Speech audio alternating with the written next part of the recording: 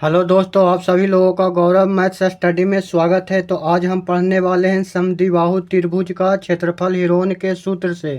अगर आपको समद्विबाहु त्रिभुज का क्षेत्रफल हीरोन के सूत्र से नहीं आता है निकालने, तो ये वीडियो आपके लिए बहुत परफेक्ट है। 100% आपको समझ में आएगा।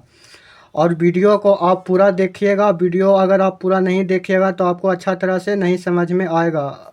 तो ठीक है, तो समद्विबाहु त्रिभुज का क्षेत्रफल हीरोन के सूत्र से हम निकालेंगे। तो आपके लिए एक हम सवाल लिए हुए हैं, तो इसको हम बनाएंगे। उससे पहले समद्विबाहु त्रिभुज के बारे में हम कुछ समझ लेते हैं। ठीक है, तो समद्विबाहु त्रिभुज का मतलब होता है, देखिए, सम का मतलब होता है बराबर, और द्वि का मतलब होता है दो, और बाहु के मतलब होता है भुजा। ठीक है, यानी कि बराबर दो भुजा। तो यहाँ पर हम परिभाषा लिखे हैं, जिस त्रिभुज की कोई दो भुजाएं बराबर हो तो उसे समद्विबाहु त्रिभुज कहते हैं। ठीक है, जिस त्रिभुज की कोई दो भुजाएं बराबर हो तो उसे समद्विबाहु त्रिभुज कहते हैं। अब भुजा क्या होता है, जैसे कि एक हम त्रिभुज पा रहे हैं। ठीक है, तो त्रिभुज में ए बी सी, आपकी इच्छा है तो पी क्यू आर लिख सकते हैं या सी डी ई लिख सकते हैं। तो ये जो लाइन खींचा हुआ है, ये यहाँ से यहाँ तक, यही हुआ भुजा। तो इसमें तीन भुजा है। देखिए, ए से लेकर बी तक एक लाइन खींचे, तो ये भी एक ए बी एक भुजा हुआ। ठीक है, और ए और सी भी एक भुजा है, ये जो लाइन खींचा हुआ। और ये बी और सी भी एक भुजा है। ठीक है, तो इसमें देखिए कह रहा है दो भुजा। देखिए, दो बराबर भुजा, तो ए बी और ए सी भुजा बराबर है। इसका भी लंबाई 5 सेंटीमीटर है, इसका भी लंबाई 5 सेंटीमीटर है।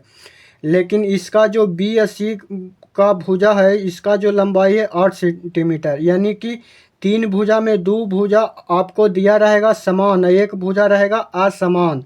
ठीक है, तो उसको हम समद्विबाहु त्रिभुज हम बोलते हैं। तो यहाँ पर हम लिखे हैं दिए गए चित्र में, यानी कि ये चित्र है। दिए गए चित्र में त्रिभुज ए बी सी, यानी त्रिभुज ए बी सी में ए बी बराबर, देखिए, दिए गए चित्र में त्रिभुज ए बी सी, ये है चित्र त्रिभुज ए बी सी। दिए गए चित्र में त्रिभुज ए बी सी में ए बी बराबर ए सी है। ठीक है, यहाँ पर देखिए ए बी बराबर ए सी है। क्या है, ए बी बराबर बी, ए बी बराबर ए सी है। ठीक है, ए सी है। यहाँ पर करा ए बी बराबर ए सी, यानी ये दोनों भुजा क्या है, बराबर है। इसलिए त्रिभुज ए बी सी एक समद्विबाहु त्रिभुज है। इसमें मतलब कि त्रिभुज ए बी सी में ए को समद्विबाहु त्रिभुज का शीर्ष तथा बीसी को आधार माने आधार, बेस इसको कहते हैं। नीचे है ना, इसको हम बेस बोलते हैं। ठीक है, अगर आपको क्वेश्चन में दिया हुआ रहेगा कि एक त्रिभुज है जिसमें कि आधार का लंबाई कुछ दिया हुआ है, और एक समान भुजा का लंबाई दिया हुआ है। ठीक है, तो आप दूसरा भुजा निकाल लीजिएगा। जैसे कि मान लिया जाए, जैसे कि देखिए, इसमें एक प्रश्न लिए हैं हम, एक समद्विबाहु त्रिभुज का आधार 12 सेंटीमीटर है। यानी मान लिया जाए इसका जो है लंबाई आधार इसका 12 सेंटीमीटर है मान लीजिए, और बराबर भुजा में से एक भुजा, देखिए, एक समद्विबाहु त्रिभुज का आधार 12 सेंटीमीटर है और बराबर भुजा में से एक भुजा 10 सेंटीमीटर है। तो त्रिभुज का क्षेत्रफल निकालें। अगर ये दोनों बराबर मतलब कि भुजा और एक भुजा की लंबाई दिया हुआ रहेगा, तो वहीं इसका भी लंबाई हो जाएगा। ठीक है, अगर 5 सेंटीमीटर है तो भी 5 सेंटीमीटर हो जाएगा, अगर ये 10 सेंटीमीटर है तो भी 10 सेंटीमीटर हो जाएगा। ठीक है, तो आई होप समद्विबाहु त्रिभुज के बारे में बेसिक आप कुछ समझ गए होंगे, ये पूरा आप समझ गए होंगे। ठीक है, तो समद्विबाहु त्रिभुज में दो भुजा समान होगा और एक भुजा असमान होगा।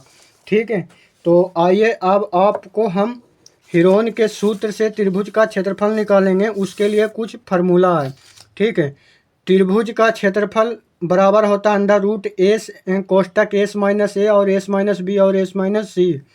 हीरोन के सूत्र इसी को बोलते हैं त्रिभुज का क्षेत्रफल। हीरोन का सूत्र, हीरोन एक व्यक्ति का नाम है। ठीक है, इसमें ए बी सी जो दिया हुआ है, ए बी सी त्रिभुज के तीनों भुजाओं की लंबाई दिया हुआ है। ठीक है, तीनों भुजाओं की लंबाई, जैसे कि इसमें 3 भुजा है, 1 भुजा, 2 भुजा, 3 भुजा, इसी का लंबाई है। जिसमें देखिए इसमें तीनों भुजाओं का कुछ ना कुछ लंबाई है, 5 सेंटीमीटर, 5 सेंटीमीटर, 8 सेंटीमीटर।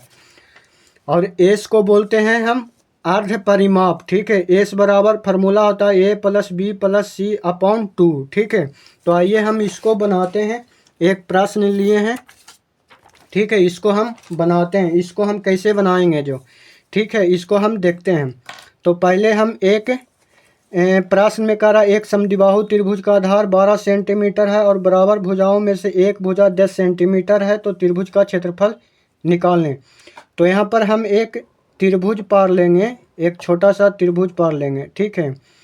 तो इसका नाम दे देंगे ए बी सी, ठीक है। त्रिभुज ए बी सी में प्रश्न में कह रहा है कि आधार 12 सेंटीमीटर है, तो इसको हम 12 सेंटीमीटर लिख देंगे, ठीक है, 12 सेंटीमीटर। आप चाहें तो यहाँ पर पी क्यू आर मान सकते हैं या ए बी सी कुछ भी मान सकते हैं, ठीक है। तो आधार दिया हुआ है 12 सेंटीमीटर और बराबर भुजा में से एक भुजा 10 सेंटीमीटर है, बराबर भुजा। तो हम आपको बताए थे कि दो भुजा बराबर होता है और एक भुजा की लंबाई 10 सेंटीमीटर दिया हुआ, तो इसको भी हम मान लेंगे 10 सेंटीमीटर और इसको भी मान लेंगे 10 सेंटीमीटर, ठीक है। तो यहाँ पर लिखेंगे त्रिभुज ए बी सी में ए भुजा बराबर हो जाएगा 10 सेंटीमीटर और बी बराबर हो जाएगा 10 सेंटीमीटर और सी बराबर हो जाएगा 12 सेंटीमीटर, ठीक है। ये अपने मन से हम माने, ठीक, इसमें दिया हुआ है। तो हम सबसे पहले त्रिभुज का क्षेत्रफल निकालने के लिए हम पहले परिमाप निकालेंगे। तो परिमाप कैसे निकलता है? परिमाप निकालने के लिए सबसे पहले हम तीनों भुजाओं जो दिया हुआ उसको हम जोड़ लेंगे, उसके बाद हम जोड़ेंगे, ठीक है। तो यहाँ पर देखिए परिमाप हम निकालेंगे। ए बराबर दिया हुआ है 10 सेंटीमीटर। परिमाप निकालने के लिए तीनों भुजाओं को जोड़ देंगे। तो यहाँ पर ए बराबर 10 सेंटीमीटर और बी बराबर 10 सेंटीमीटर और सी बराबर 12 सेंटीमीटर। जोड़िएगा तो 10 10 और 12 यानी 10 10 20, अब 20 और 12 हो जाएगा 32। ये परिमाप निकला, ठीक है। अब हम परिमाप को आधा करेंगे, ठीक है। परिमाप को जब हम आधा करेंगे तो ये अर्ध परिमाप निकलेगा, ठीक है। परिमाप इसको हम एस से डिनोट करते हैं, ठीक है। नहीं तो इसको भी फार्मूला होता है ए प्लस बी प्लस सी बराबर 2। तो यहाँ पर हो जाएगा, क्या हो जाएगा, यहाँ पर 10 जोड़ 12 अब बटा 2 कर देंगे, यानी 10 जोड़ 12 करेंगे तो 32 हो जाएगा और 2 में भागा देंगे तो हो जाएगा 16 सेंटीमीटर। अब त्रिभुज का क्षेत्रफल निकालेंगे। क्या निकालेंगे? त्रिभुज का क्षेत्रफल हीरोन के सूत्र से, ठीक है। त्रिभुज ए बी सी का क्षेत्रफल हीरोन के सूत्र से, तो इसका बराबर फार्मूला होता है अंडर रूट एस कोष्टक एस माइनस ए और एस माइनस बी और एस माइनस सी होता है, ठीक है। तो यहाँ पर हम लिखेंगे बड़ा वाला एक अंडर रूट का चिन्ह ले लेंगे और यहाँ पर एस है तो एस बराबर निकल के आया 16 सेंटीमीटर, ठीक है। एस देखिए एस बराबर निकल कर आया 16 सेंटीमीटर, तो यहाँ लिखेंगे 16। यहाँ पर भी कोष्टक फिर लगाएंगे, फिर एस के जगह पर लिखेंगे 16 और ए है देखिए 10 सेंटीमीटर, तो यहाँ लिखेंगे 10 सेंटीमीटर। फिर एस है तो लिखेंगे 16, फिर माइनस है तो माइनस और बी बराबर भी माने हैं 10 सेंटीमीटर तो 10 लिखेंगे। यहाँ फिर भी एस है तो यहाँ लिखेंगे 16, माइनस है तो माइनस और सी बराबर है 12 सेंटीमीटर तो यहाँ लिखेंगे 12, ठीक है। फिर एक अंडर रूट का चिन्ह लेंगे, उसके बाद 16 है तो 16 लिखेंगे, उसके बाद कुछ नहीं है चिन्ह तो गुना का चिन्ह है तो 16 में से 10 जाएगा तो 6 बचेगा। यहाँ भी कोई चीज़ का चिन्ह नहीं है तो यानी गुना है तो 16 में से 10 जाएगा तो 6 बचेगा और 16 में से 12 जाएगा तो 4 बचेगा, ठीक है।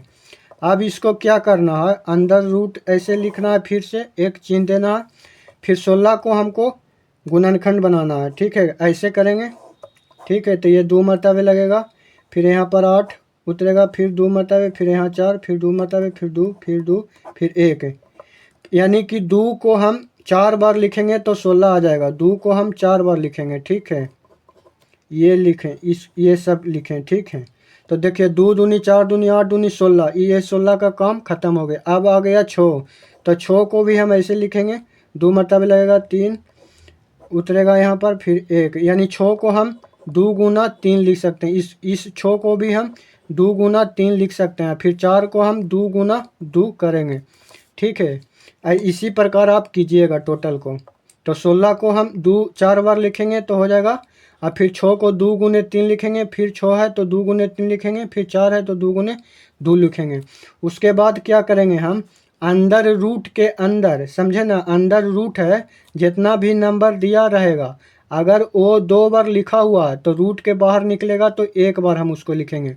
जैसे अंदर रूट के, देखिए ये अंदर रूट के अंदर संख्या जो 2 है, ये देखिए 2 बार लिखा हुआ है तो हम इसको 1 बार लिखेंगे। फिर 2 देखिए 2 बार लिखा हुआ है तो हम इसको 1 बार लिखेंगे। फिर यहाँ देखिए 2 है जो 2 बार लिखा हुआ है तो हम इसको 1 बार लिखेंगे। यहाँ पर 3 है जो देखिए 2 बार लिखा हुआ है तो हम इसको 1 बार लिखेंगे। फिर यहाँ 2 है जो 2 बार है तो इसको हम 1 बार लिखेंगे। अब टोटल को गुना कर देंगे तो हो जाएगा 2 दूनी 4 दूनी 8, 8 या 24 और 24 दूनी 48। अब यहाँ सेंटीमीटर में है, देखिए सेंटीमीटर में, तो यहाँ पर सेंटीमीटर के स्क्वायर हो जाएगा। क्षेत्रफल में स्क्वायर हो जाता है, आयतन में क्यूब हो जाता है। तो आई होप ये वीडियो आपको अच्छा से समझ में आया होगा और यही इसका आंसर हो गया, त्रिभुज का क्षेत्रफल। आप चाहें तो मतलब कि परिमाप ना निकाल के डायरेक्ट अर्ध परिमाप भी निकाल सकते हैं। बहुत सा प्रश्न में आपसे पूछता है परिमाप भी, इसलिए हम बता दें परिमाप निकालना। अर्ध परिमाप आप तीनों भुजाओं के जोड़ दीजिएगा, आधा कर दीजिएगा तो अर्ध परिमाप निकल जाएगा, ठीक है। और एस का वैल्यू यहाँ पर रख के आप कर दीजिएगा। आई होप यहाँ पर समझ में आया होगा। हम यहाँ पर ये समझाएं कि अंदर रूट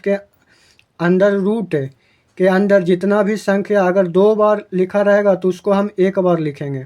अगर मान लिया जाए 1 बार 2 लिखा रहता तो यहाँ पर गुना लिख देते हैं और अंदर रूट 2 लिख देते हैं अगर एक संख्या बचता तो।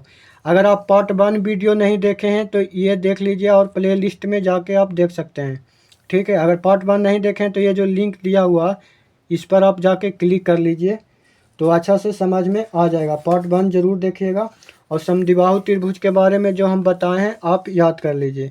और वीडियो अच्छा लगे तो चैनल को लाइक सब्सक्राइब जरूर करें। वीडियो देखने के लिए धन्यवाद।